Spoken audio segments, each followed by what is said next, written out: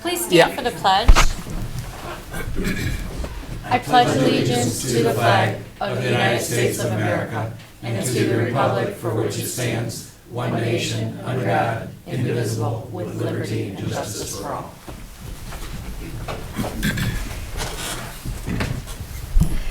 Heavenly Father, we beseech your divine guidance in this meeting. Keep us ever mindful of our obligation. Grant us, dear Lord, wisdom, tolerance, and courage that we may well serve our county and fulfill our trust. Amen. Amen.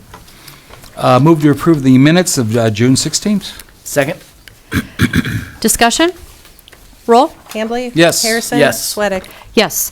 Do we have any public comment regarding any resolutions for today? Seeing none, we are going to move on to a proclamation. A resolution commending Debbie Kiley for 32 years of dedicated service to Medina County. Whereas it has come to the attention of the Board of Commissioners that Debbie Kiley has decided to retire from Job and Family Services on June 30th, 2026. Whereas Debbie began her distinguished career with Job and Family Services on November 28th, 1993, as an income maintenance aide to embarking on what would become more than 32 years of exceptional service to Medina County residents. And whereas throughout her career, Debbie steadily advanced through positions of increasing responsibility, serving as an income maintenance worker 3, eligibility referral specialist 2, eligibility case control reviewer, eligibility supervisor, eligibility administrator, and ultimately director of the Medina County Department of Job and Family Services. And whereas Debbie's leadership, expertise, and unwavering dedication guided the agency through complex and ever-changing public assistance, child support, and child protected service programs, ensuring that Medina County families receive critical support during times of need. And whereas, as director,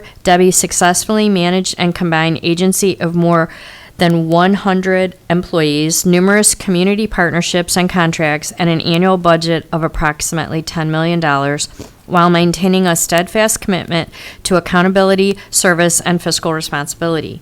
And whereas through her leadership and advocacy, countless children, families, and vulnerable residents of Medina County have received assistance, protection, and opportunities for a better future. Now, therefore, be it resolved by the Board of Commissioners of Medina County that Debbie Kiley be and is hereby commended for her 32 years of service to Medina County, and extend our sincere appreciation for her contributions to Medina County and its residents. Move to approve. Second? Discussion? Well deserved. I should have practiced the word eligibility. But we have enjoyed working with you so much, and we really appreciate you so much. Come on up. Hambley? Yes. Harrison? Yes. Sweattick? Yes. There you go, my dear.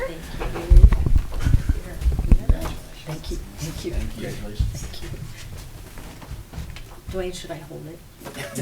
Sorry, they'll be like, why does she have a blue folder?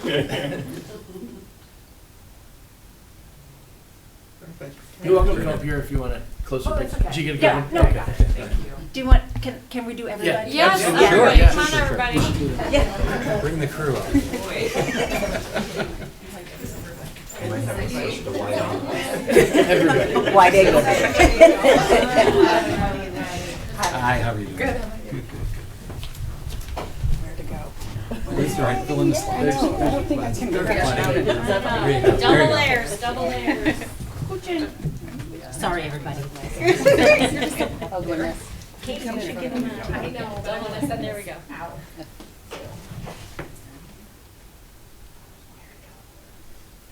Okay. Thank you. Debbie, would you like to say a few words? And you might as well do a resolution while you're up here. Oh, yeah, I can do that. They get it.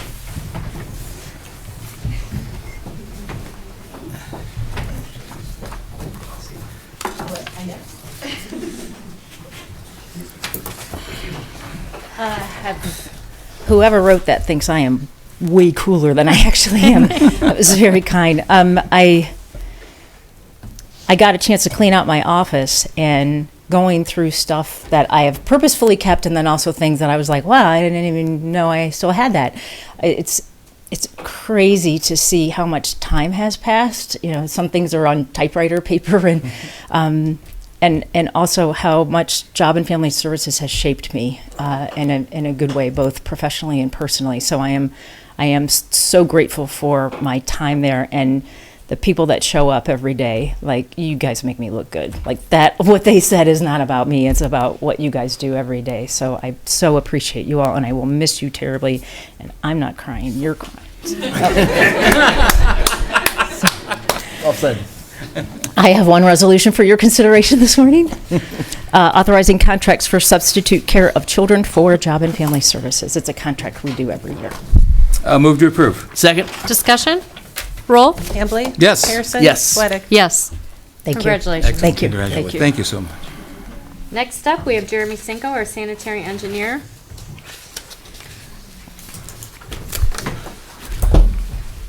It'll be tough following that up. Yeah, really. Jeremy, we don't have a resolution for you. Just a commendation. Just go right ahead. 3 resolutions for consideration today. The first is authorizing the sanitary engineer to enter into an amendment to the memorandum of understanding between the Medina County sanitary engineer and rural Lorraine County Water Authority for reciprocal water system interconnections. The second is authorizing the sanitary engineer to relocate an emergency generator to the Windfall Road Water Tower site through Equalis Group competitive bidding. And the third is authorizing the sanitary engineer to obtain an easement for an off-site sanitary sewer on Bonita Road for the Maria Gardens project. Move to approve the 3 resolutions. Second? Discussion? Roll? Hambley? Yes. Harrison? Yes. Sweattick? Yes. Thanks, Thank you. Jeremy. Thanks, Jeremy. Next up, we have Holly Murin, our Human Resources Director.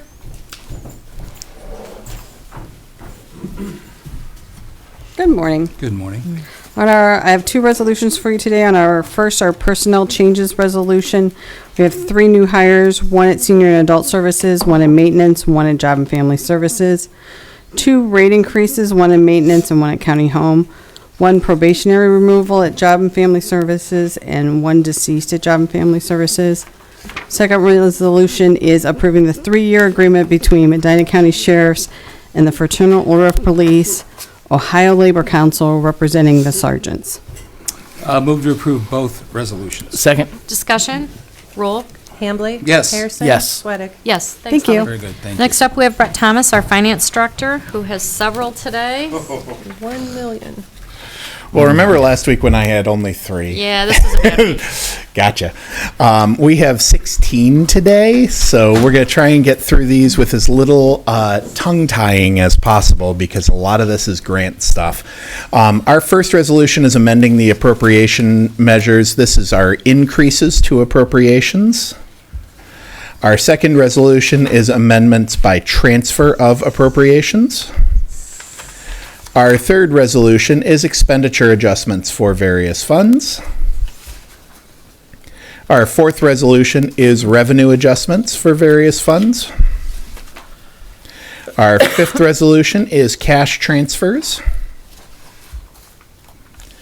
Our sixth resolution is creation of the Drug Task Force Fiscal Year 26-27 Fund from McDack and authorizing its appropriations. This is in the amount of $816,520.56. Our seventh resolution is creation of the Drug Task Force Ohio Drug Law Enforcement Fund and authorizing those appropriations. This is for $90,000 from OCJS. Our eighth resolution is going to be creation of the Family First Council Family-Centered Services and Support Fiscal Year 27 Fund, authorizing appropriations for the same in the amount of $50,000. Our ninth resolution is going to be creation of Family First Council's Early Intervention Fiscal Year 27 Grant Program Fund and authorizing appropriations. This one is in the amount of $556,490. Our 10th resolution is going to be the creation of the Felony Delinquent Care Fiscal Year 27 grant. This is going to be in the amount of $1,267,371.40. Our 11th resolution is the creation of the Land Use Planning Grant Fund and authorizing appropriations from the Ohio Department of Agriculture. This grant is for $50,000, and we have a local match of $5,000 on this. Our 12th resolution is creation of the Sheriff's Office OCJS Evidence Storage Security Enhancement Grant Fund and authorizing appropriations. This is for the amount of $3,959.49. Our 13th resolution is creation of the Drug Task Force Recovery Ohio Grant Fund and authorizing appropriations for that in the amount of $44,999.75. Our 14th resolution, finally out of the grants for the most part, is our authorization of the gasoline, purchase of 6,500 gallons of unleaded gasoline for the engineering center. Ports Petroleum has come in as our low bid at $2.79 per gallon this time. Our 15th resolution is expenses for county officials. Nothing is out of state this time. We do have the sheriff sending 2 officers down to the Midwest Crisis Negotiation Conference in Columbus. And finally, our 16th resolution is our weekly bills in the amount of $5,583,857.48. That large amount is largely due to the fact of OWDA bill payments, which are on a 6-month interval. Move to approve the 16 resolutions. Second. Discussion? Roll? Hambley? Yes. Harrison? Yes. Sweattick? Yes. Thank you, Brett. Thank you. Thank you. Next up, we have Matt Springer, our county administrator. Good morning. Good morning.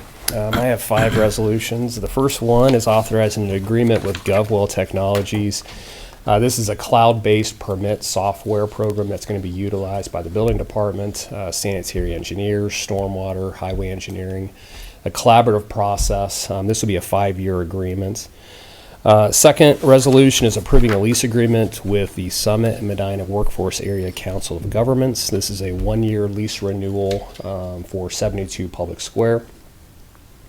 Third resolution is approving the purchase of a vehicle for EMA. This is a vehicle currently owned by the city of Wadsworth that'd be transferred to EMA to be used for hazardous response incidents.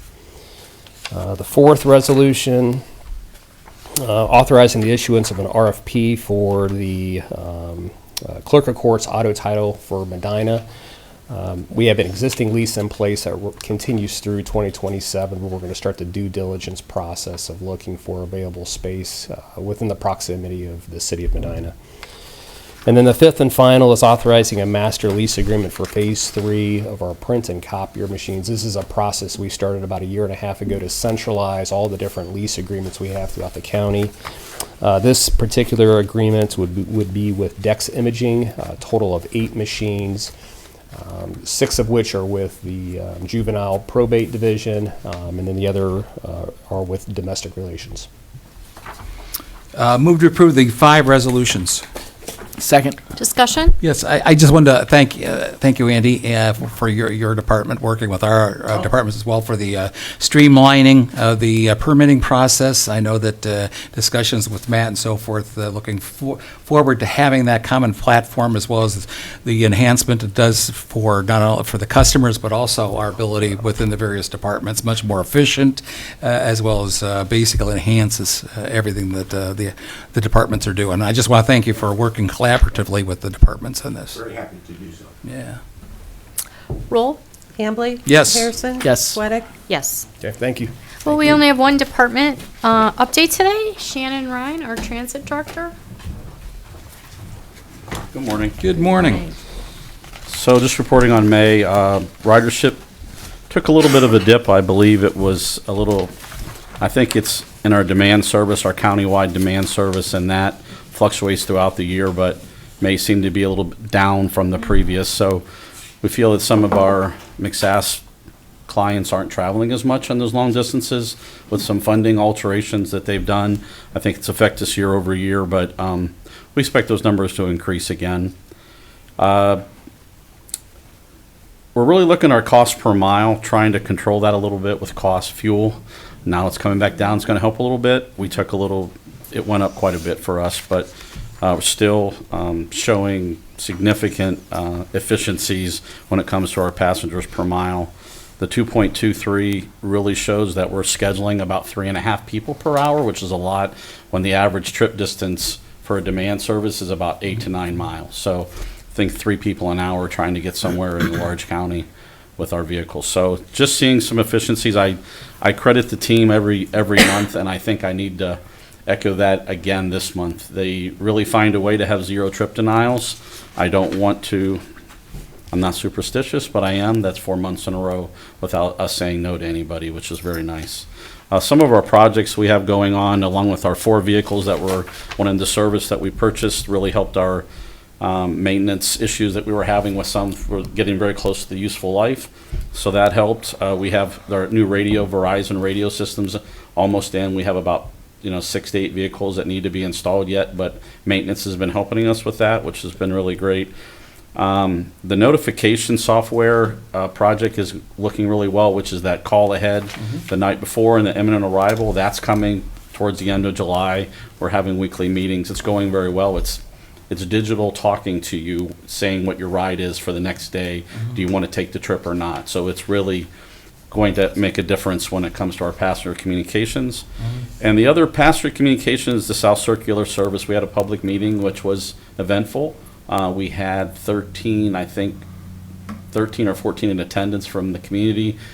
Some positive, some messaging we needed to send for safety, which we did, to make sure everybody has a seat, all your items are secured with you, which is part of our policy. I'm getting letters, I'm getting some communication, some pushback. We're going to continue. We had an initial date of July 7th to launch the service. I think we're going to go a couple of more weeks to make sure we hit the right messaging again.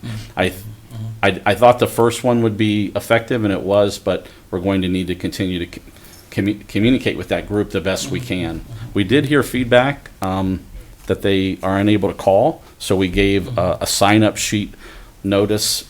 Somebody volunteered their home. We're working on with somebody else to try to get a second location in proximity to the entire area, but this is going to be something that takes a couple of months to change. It's not been this way. We're making changes to that service, so we need to do it in a way it's not too impactful without everybody knowing about it. Communications The is viewing key. public is talking about the Amish communities. Yeah, South that's- Circular, I yes, say that yes. because there's more folks that live Not out there, everybody- but right, yes. Predominantly, but- that's the area you're trying to deal Exactly, with, the Amish customer community, base. but Yep. the South Circular Service covers a large part of the county. We want to make sure we take care of those folks out there that don't live there, but need the service too, because they're impacted in a positive way. The great things about it is, we're adding not just a Tuesday, but a Thursday option. That was their request, so 2 days of travel, which helps them. And also, we had one gentleman talk, and we talked about this. He was at the end of the line, so to speak. And by the time that was happening, the bus was full. So he often did not get his trip. Now, he's going to be part of the group that calls or notifies us. So there's much more of a chance of Right. us picking him up. Yeah. So there's some positives to it, but the messaging was very clear. I think it hit home, but I think we need to continue to do that. I have a question about your cost per mile that I probably asked the last time fuel prices were out of control. Do you internally or otherwise, do you control for that and say so that those increases are tied, to the fuel cost, or do you, because I mean at some level you really don't have any, at every level you don't have any control over that. So I'm just curious how you track that internally when that ticks up. It's ticking up most likely because of the fuel cost, right? Fuel, some labor costs if we have any overtime, which our overtime is less than 2 or 3%. Yeah. That might impact a little bit, but fuel's the most impactful. Yeah. But Yep. I know that the more efficient we are with that passengers per mile, scheduling 4 to 5 people, and after the process happens, you end up taking 3 to 3.5 instead of that 2.23. That will drive down your cost per mile. But Yep. that's really that number would be a lot higher if the team wasn't strong. Sure, and I don't. I mean, that number in and of itself isn't offensive to me. I mean, it's impressive that it's a non-offensive number when the fuel prices are as high as they are. Non-offensive number, I appreciate that. Yeah, some numbers do offend me. Yes, But, that makes perfect sense. You're saying exactly what I think about almost every day. Yeah. Are we getting the most out of our service? Is there more than one person on the bus? Because that's what you don't want. You Right. want a shared ride service And the team is getting better every day, along with the software and our scheduling and just the communications about, scheduling as a group. Right. Well, what you wouldn't want to have happen is that in a period of increased fuel costs, that metric be not covering up for, but, causing you not to see other inefficiencies that That's would true. otherwise be apparent in a normalized fuel cost time. So that was why I was curious about that. But yeah, We're not I always immune. appreciate the way you break down, because that's why it's nice, I guess, to have different metrics that kind of speak to that as well. So They each tell a tale Yeah. in their own way. Exactly. So Great. the Good work. holistic view of it. thank you, Shannon. Okay, thank you. Very good, thanks. Okay, do we have any public comment today? Seeing none, going on to discussion. Steve, do you have anything? Nope. Aaron? Yes, just wanted to note, and this is, I'm not making this public because I think it was on Facebook, but you mentioned public comment. We don't have Stan Sheets here today, so hope he gets well quickly. He's been sharing some updates on social media, but I had to chuckle because we had, was it 16 finance approvals? And if, as I suspect, he's watching us online, he probably assumed that we did that on a day he wasn't here. So that was just a coincidence, Stan. But That was an important update. we do wish you good health, and hope you come back soon to join us quickly and in good health. So Did we need to mention the withdrawal of the annexation petition? I will at the end. Oh, Yeah, yes, yeah. sorry, okay. Barb, did you have anything? Denise? No, other than I think, we're actually in the process of. We need her to come up. Still working. If you have, Hold on. if you have, Want me to come up? Okay.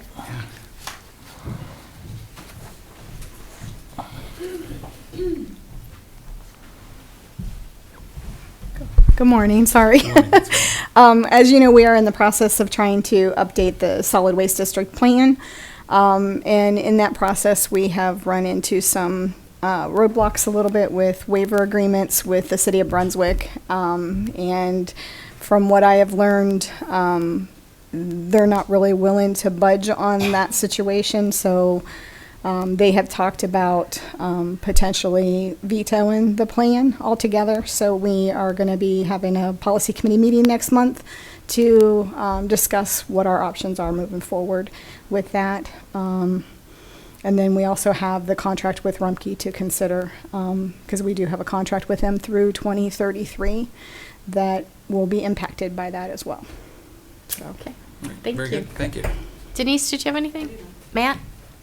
Andy? Okay, we do have a notice of withdrawal of a municipal annexation petition on April 22nd, 2026. The clerk of the Board of Medina County Commissioners received a municipal annexation petition for 3 parcels of land totaling 21.0788 acres, more or less, of land from Brunswick Hills to the city of Brunswick. On June 18th, 2026, the petitioner withdrew the petition.